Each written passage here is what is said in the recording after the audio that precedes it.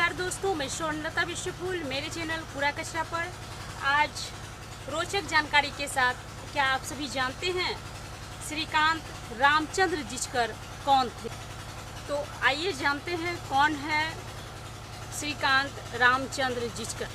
कौन है डॉक्टर श्रीकांत रामचंद्र जिचकर?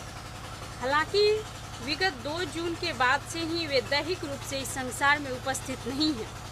सो अफसोस तो बिल्कुल हुआ कि जिचकर साहब भला हैं क्या या क्या है उनकी उपलब्धि।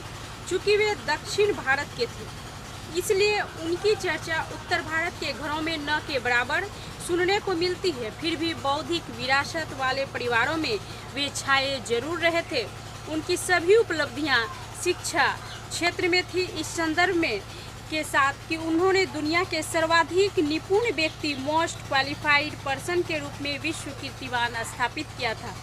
मित्रों, लिम्का बुक ऑफ रिकॉर्ड्स में दर्ज उपलब्धियों के मुताबिक भारत और भारत से बाहर के 17 विभिन्न विश्वविद्यालयों से शिक्षा प्राप्त कर डॉक्टर श्रीकांत रामचंद्र जिचकर ने 11 भिन्न भिन्न विषयों में स्नातकोत्तर की डिग्री हासिल की थी।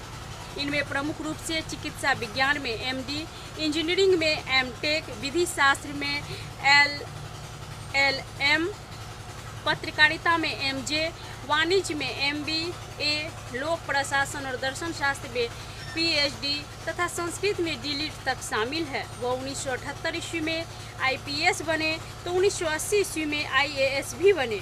बाद में उन्होंने कंप्यूटर के क्षेत्र में विशेषज्ञता हासिल की। महाराष्ट्र सरकार में राज्य मंत्री और यहीं से राज्यसभा के सदस्य भी रहे।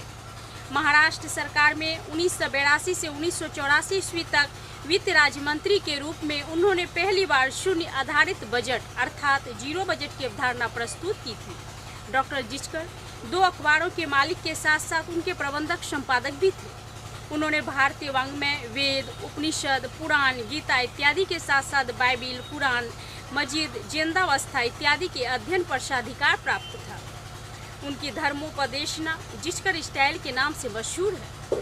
महाराष्ट्र के नागपुर जिले में पिता स्वर्गीय रामचंद्र जिचकर नाम के पिछड़ी जाति के निर्धन खेतीहर मजदूर के घर आज से 46 साल पहले श्रीकांत जिचकर का जन्म हुआ था।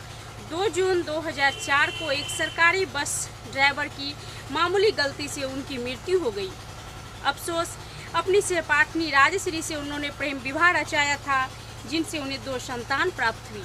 एक बार नागपुर के विभिन्न समाचार पत्रों में एक विज्ञापन प्रकाशित हुआ।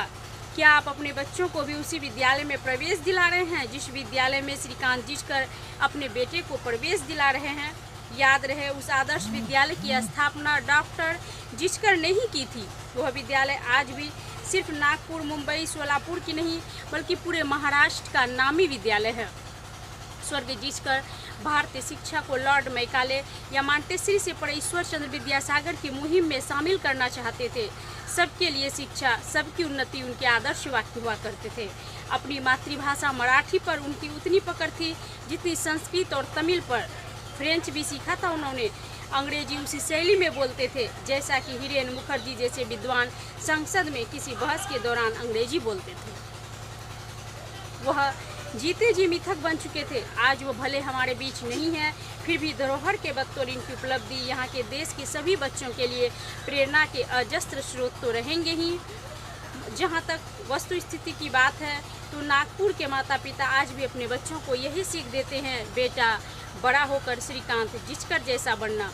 अब आवश्यकता यहाँ आन पड़ी है कि ऐसे में श्रीकांत जिचकर की तमाम उपलब्धियों को संदेश रूपक को नागपुर जैसे छोटे जिले की परिधि से बाहर निकालकर देश के सभी जिलों के माता पिता के जेहन में इस हेतु भर दिया जाए ताकि वे सब अपनी संतानों को उस जैसा बनने को कह सके।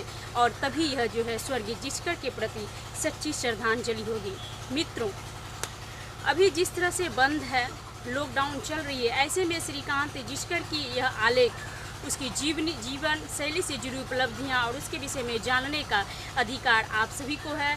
यह जो है आलेख झिलमिल जुगनू में अंक 36 नवंबर 2000 में प्रकाशित हुई थी इस पत्रिका में, और इसके लेखक जो है श्री सदानंद पाल जी का है। और उनके आलेख को मैं आप सबके समक्ष रखी रोचक जानकारी के साथ। और मेरे चैनल कूड़ा कचरा पर इसे सब्सक्राइब करें, लाइक करें। धन्यवाद।